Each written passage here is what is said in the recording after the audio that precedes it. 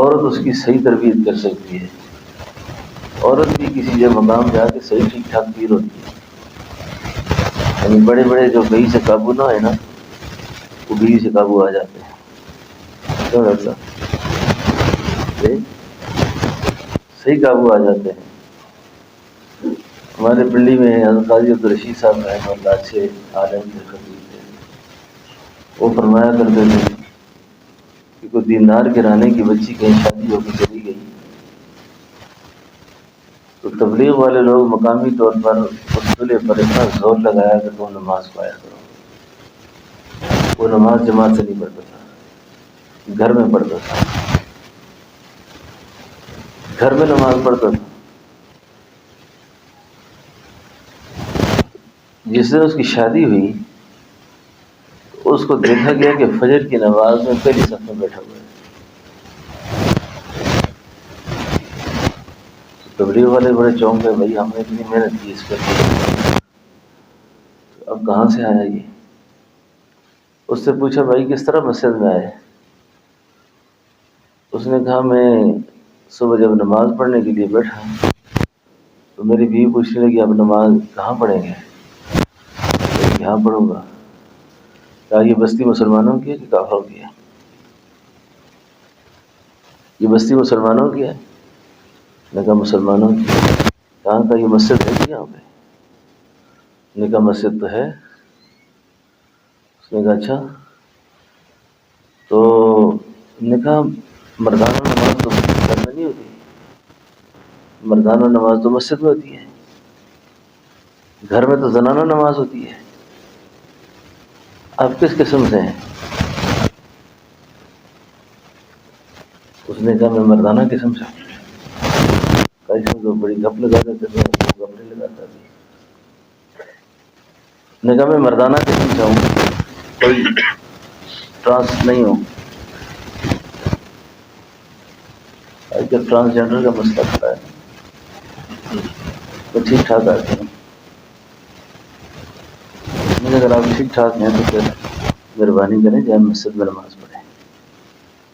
لیکن عورت کو اللہ نے یہ صلاحیت دی ہے کہ ساری زندگی کا ترک جماعت کرنے والا بے نماز آدمی اس کو اٹھا کے مسجد میں.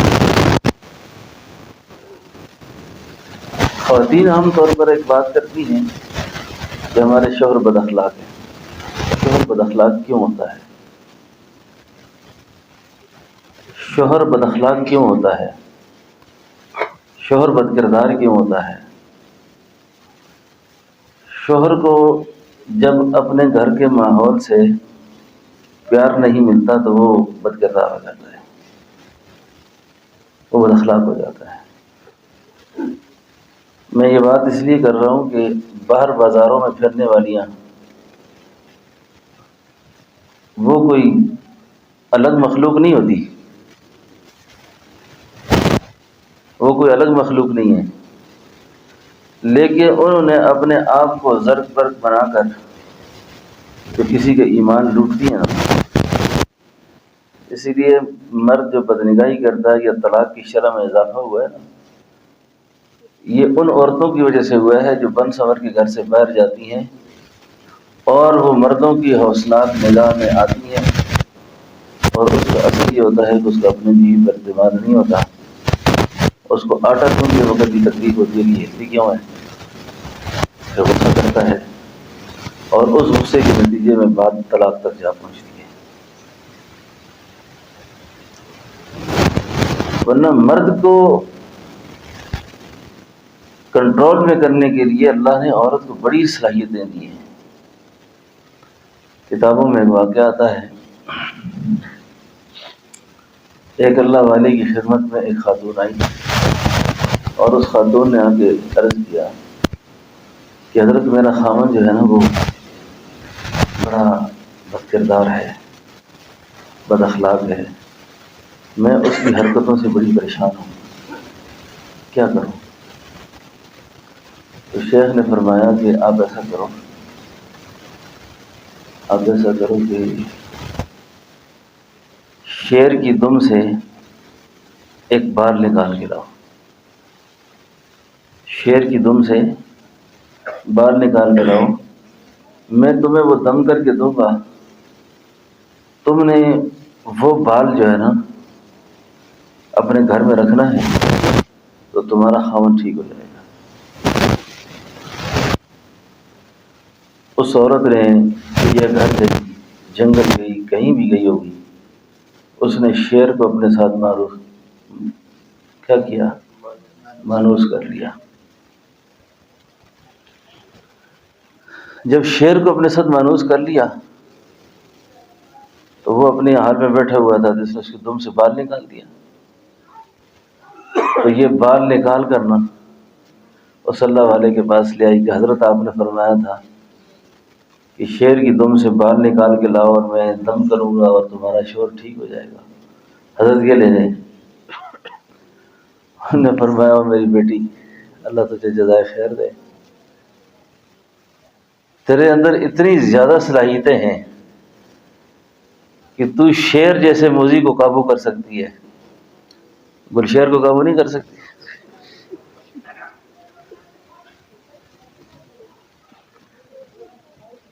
تو شیر زمان کو قابو نہیں کر سکتی، یعنی شیر قابو ہو سکتا ہے تو اپنے خاوند کو قابو نہیں کر سکتی۔ اب اس سے آپ اندازہ لگا لیں کہ اللہ نے کتنی صلاحیت دی ہے، کتنی صلاحیت دی ہے۔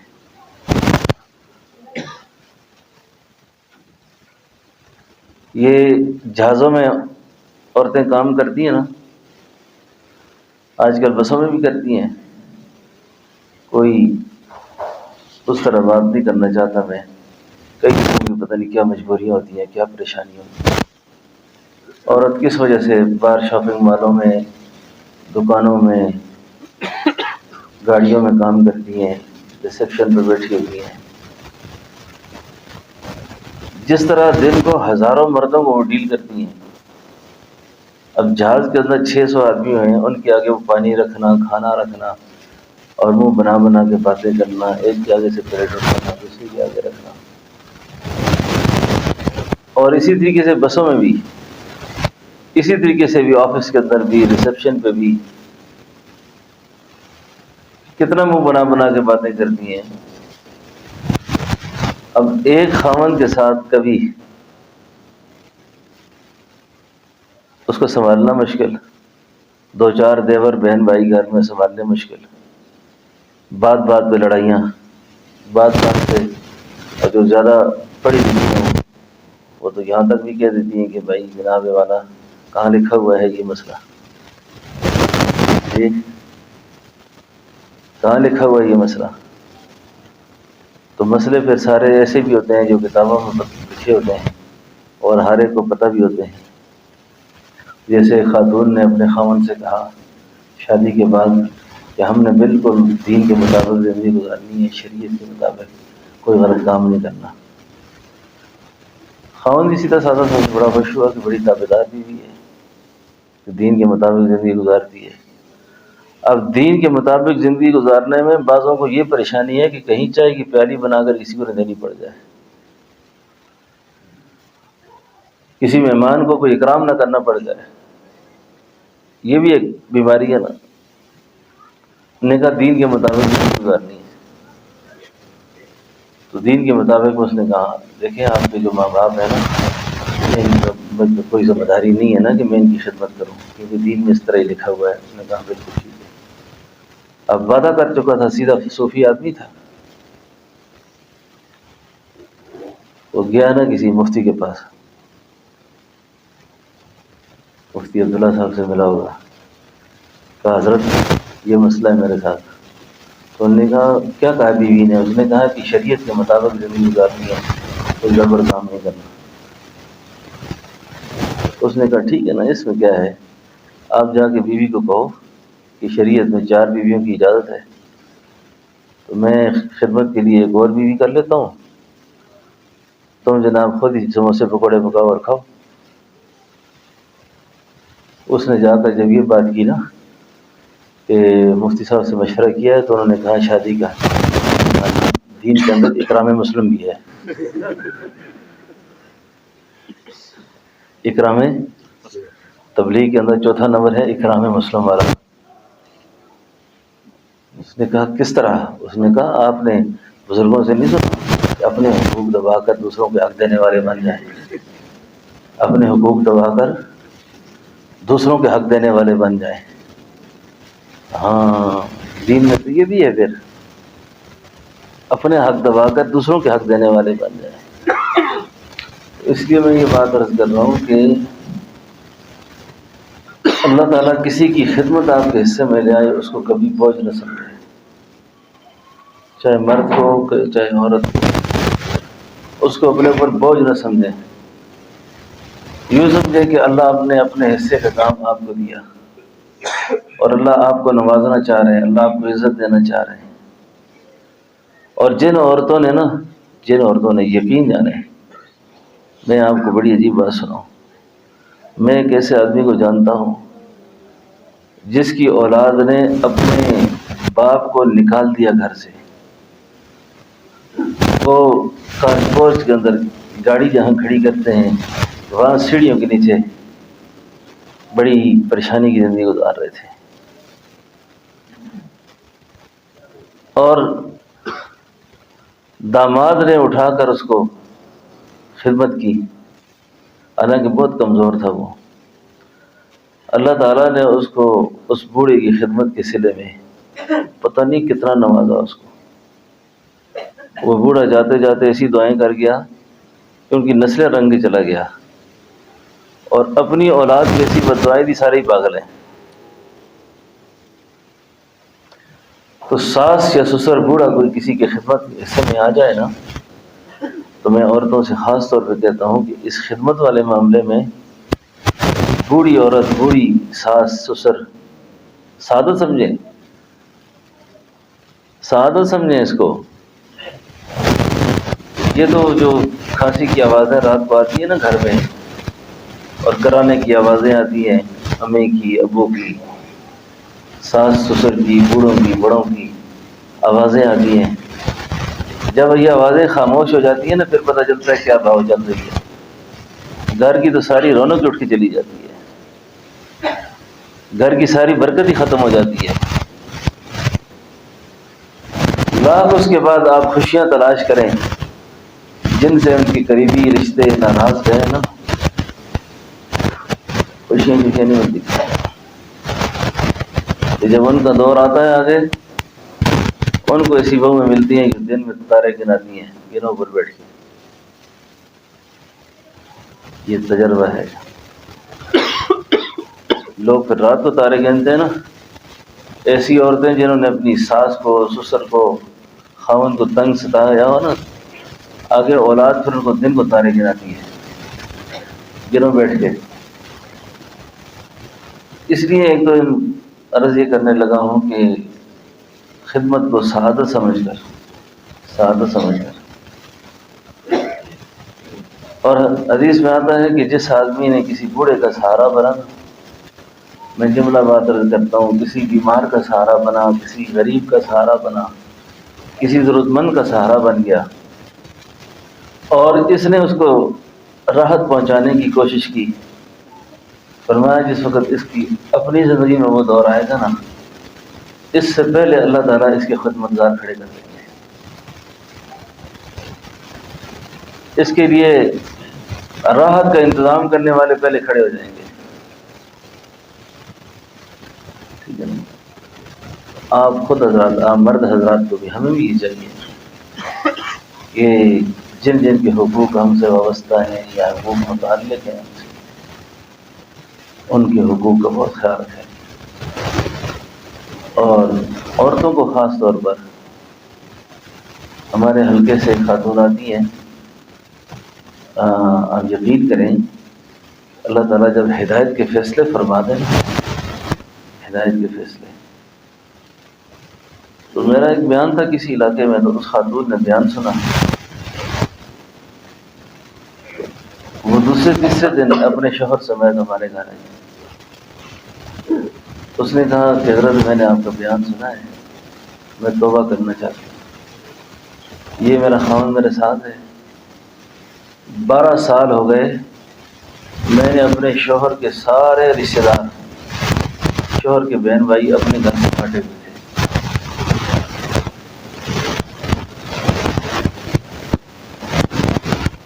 تو حکیم اختر صاحب رحمۃ اللہ علیہ فرمایا کرتے تھے عورتیں ناقصۃ العقل ہوتی ہیں۔ کیا ہوتی ہیں؟ ناقصۃ لیکن بڑے بڑے عقل والوں کی عقلوں کو بھی اڑاتے ہیں، بڑے بڑے عقل مند بھی ان کے سامنے بے بس ہوتے ہیں۔ اسی میں ہمیشہ عرض کرتا ہوں کہ عورت کے ساتھ بد اخلاقی نہ کرو، عورت کے ساتھ اکرام کا معاملہ کرو، اپنی طرف سے کبھی بھی بدتمیزی نہ کرو، لیکن اس کے جائز حقوق پورے کرو۔ اپنے بہن بھائیوں کے معاملے میں، ماں باپ کے معاملے میں اتنا بھی راستہ آگے تک نہ دو کہ وہ بدتمیزی بد اخلاقی پہ اتر آئے۔ ٹھیک ہے نا؟ بیلنس برابر رکھو گا۔ کیا بات کر رہا 12 سال تک کسی پہ جادو کا الزام لگایا۔ عورتوں کا دماغ جب خراب ہو نا، ان کا پہلا کام یہ ہوتا ہے، یہ کہیں گی بھائی وہ آپ کی جو بہن ہے نا، اس نے ہمیں کچھ پلایا ہوا ہے، وہ جو آپ کی بھابھی ہے نا وہ بھی بڑی خطرناک ہے، وہ آپ کی جو خالہ ہے نا وہ بھی ٹھیک نہیں ہے۔ کمزور ذہن کا جو مرد ہوتا ہے وہ عورتوں کے بہکاوے میں آ جاتا ہے، بہکاوے میں آ جاتا ہے۔ نتیجہ یہ ہوا کہ 12 سال تک کہنے لگی ہمارے ہاں کوئی نہیں آتا، ہمارا ریل اسٹیٹ کا بڑا کام تھا، پیسے تھے، مجھے یہ خیال تھا کہ کہیں یہ لوگ آنا جانا کریں گے تو ہم سے پیسے کھائیں گے، ہمارا گھر، ہماری پرائیویسی متاثر ہوگی۔ چلو، کچھ کتابوں میں روایات اس طرح کی ہیں نا، اگر ان میں ذوق بھی پایا جاتا ہو نا تو وہ علماء نے بیان فرمائی ہیں۔ کسی کتاب میں یہ میں نے دیکھا تھا کہ حضور کی حدیث ہے کہ کسی گھر میں مہمان آ جائے نا اور اس مہمان کے آنے پر خاتون کھانا بنا لے، ناک نہ چڑھائے، ماتھے پہ پنا نہ بجائے۔ بات سمجھ گئے؟ اس عورت کا اس دن یا 40 دن تک اس عورت کا کوئی گناہ نہیں ہے،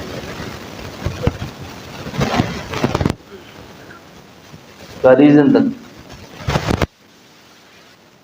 کہنے لگی جب آپ نے یہ بات بیان کی تو میں نے کہا 12 سال ہو گئے میرے یہاں تو کوئی مہمان نہیں آیا، اتنی بڑی خیر سے اور اتنی بڑی خوبی سے میرا گھر کیوں معلوم ہے؟ اور یہ بھی واقعات کے اندر ایک حقائق ہے کہ ایک اللہ والے کے مہمان ہوئے تو صاحب خانہ نے ان کو کھانا کھلایا، اور جب وہ بزرگ گھر سے نکلے تو اور کی صاحب کش بزرگ نے دیکھا کہ اس گھر سے حشرات الارض، سانپ، بچھو، کتے، اس طرح کی گندی قسم کی مخلوقیں وہاں سے نکل رہی ہیں۔ تو پوچھا حضرت یہ کیا چیز ہے؟ فرمایا یہ مہمان جب گھر آتا ہے نا تو مہمان کے آنے پر جو صاحب خانہ خوشی سے کھانا کھلاتے ہیں ان کو اللہ کی رضا کے لیے، جب وہ گھر سے نکلتے ہیں تو گھر کی ساری بلاؤں کو، آفات کو اللہ تعالیٰ گھر سے دور کر دیتے ہیں۔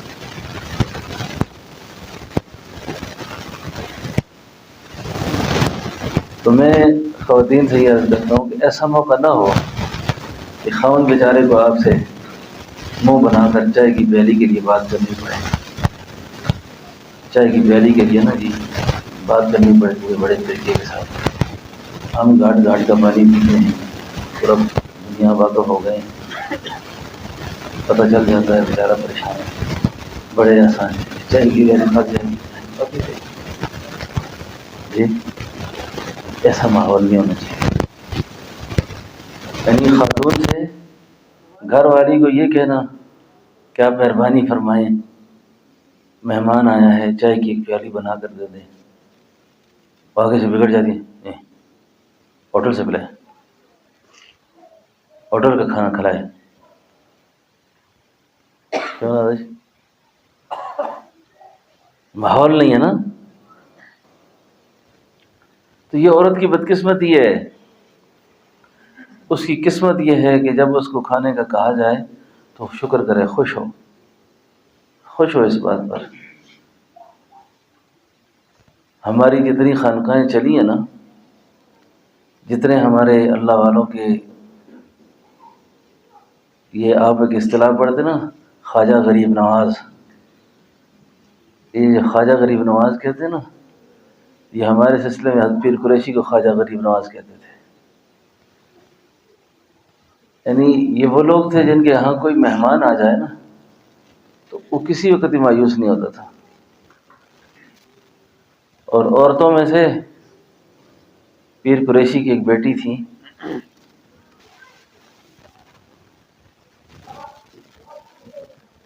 تندور کے شعلوں سے اتنے شعلے کی بینائی چلی گئی تھی، تندور جلاتی تھی، اور تندور ایسے جلاتی تھی کہ لکڑیاں جو ہے نا، لکڑیاں، اس لکڑی کو دھوتی تھیں، خشک کرتی تھیں، پھر تندور میں لاتی تھی۔ کوئی پوچھتا تھا اماں جی کیوں اتنی تکلیف کرتی ہیں، تو فرمایا کرتی تھی بات یہ ہے کہ یہاں اہل ذکر آتے ہیں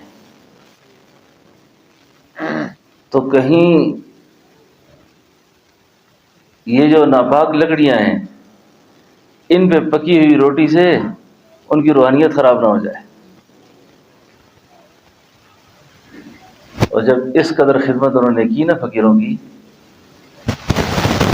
تو جب وقت اخیر آیا نا، حضرت قریشی کا وصال ہو گیا، میں کتنا کوئی سخت قسم کا گناہگار آتا نا، سخت قسم کی کیفیت آتی، تو وہ حضرت کی صاحبزادی کی تسبیح کے ساتھ ہاتھ لگا دیتا، اللہ اس کو دل زندہ کر دیتے تھے، دل زندہ ہو جاتا تھا اس کا۔ تو اللہ نے عورتوں کو اچھی اچھی صفات دی ہیں، اچھی اچھی صفات والی عورتیں ہیں، تو عورتوں کو یہ چاہیے خاص طور پر کہ اپنے اندر ایسے اخلاق پیدا کریں، اپنی بچیوں کی تربیت میں خاص طور پر، کہ بچیاں دوسرے گھروں میں جاتی ہیں اور وہ بد اخلاق نہ ہوں، بد کردار نہ ہوں، ٹھیک ہے نا، بد اخلاقی نہ ہو۔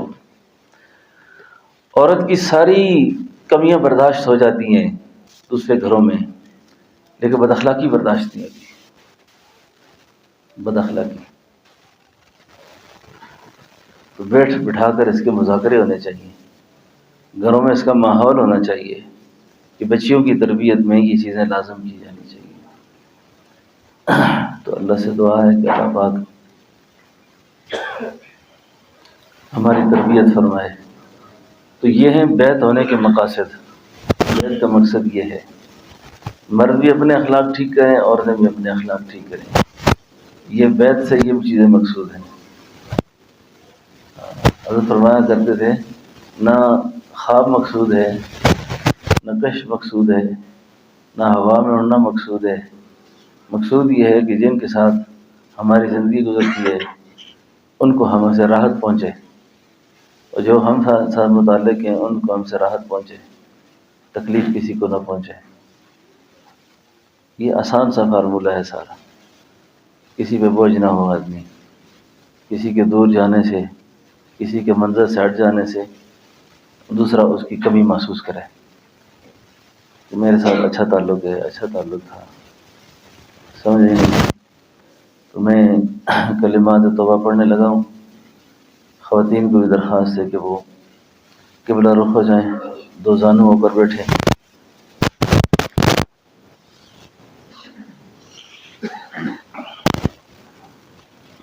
قبلہ رخ ہو جائیں، دو زانو ہو کے بیٹھے، ہلکے کی شکل پہ بیٹھے۔